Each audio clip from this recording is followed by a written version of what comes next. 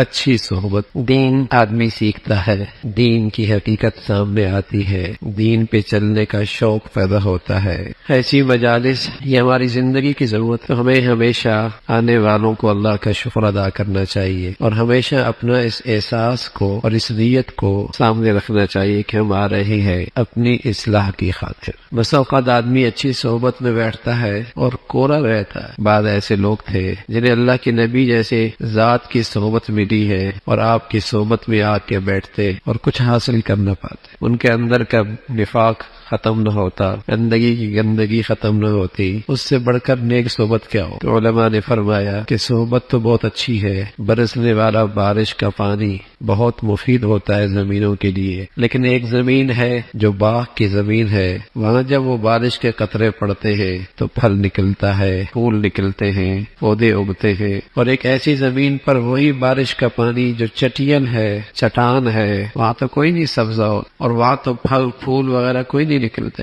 تو وہ جو آنے والے لوگ ہوتے تھے وہ سخت زمین دل کی رکھتے تھے۔ اچھی صحبت کا پورے طور پہ فائدہ ان لوگوں کو نصیب ہوتا ہے جن کے دلوں میں عقیدت، جن کے دلوں میں محبت اور جن کے دلوں میں سچی طلب۔ وہ آنے والے نبی کی صحبت میں عقیدت سے خالی ہوتے تھے، محبت سے خالی ہوتے، سچی طلب سے محروم ہوتے تھے۔ مہینوں آپ کی صحبت میں آتے، جیسے آتے ویسے اٹھ کے چلے جاتے، کچھ حاصل نہ ہو۔ تو اچھی صحبت کا فائدہ اور اس کا مفید ہونا اس میں تو کوئی شک نہیں ہے، لیکن اللہ مجھے ایسوں کی صحبت دے دے جن کی میرے دل میں عقیدت بھی ہو اور جن کی میرے دل میں محبت بھی ہو اور میں سچی طلب کے ساتھ آؤں۔ تو میرے عزیزو، آدمی بہت کچھ لے کے کئی مرتبہ ایسا ہوتا ہے کہ یوں لگتا ہے میری بیماری ہی وہ تھی جس کا علاج بتایا گیا، میرا تو مسئلہ ہی یہی تھا جو میرے سامنے اس کا حل آ گیا، میں تو پوچھنا چاہتا تھا لیکن پوچھ نہیں پاتا تھا، مجلس میں آیا مجھے اپنے سوالوں کا جواب مل۔ تو عقیدت سچی ہو، محبت ہو اور اچھی صحبت مل جائے۔ ایک آدمی بیت اللہ ہے، بیت اللہ تو سب کے لیے بیت اللہ ہے، لیکن ایک بوڑھا آدمی 80 سال کی پونجی اکٹھی کر کے عقیدت کا توشہ لے کر، محبت کی دولت لے کر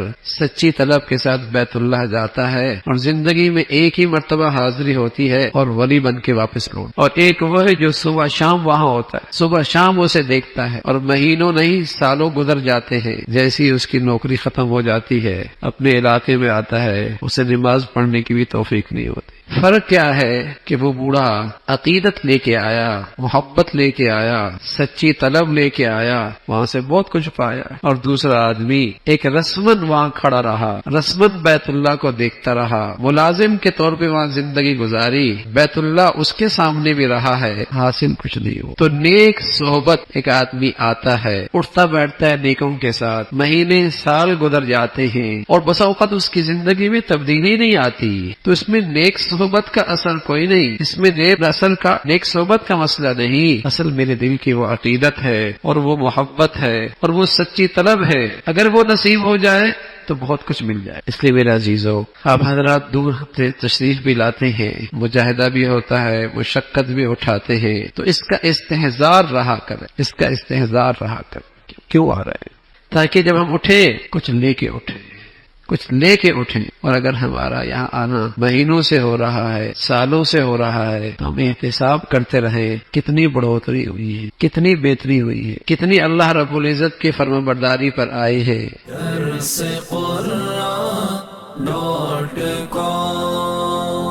www.darsequran.com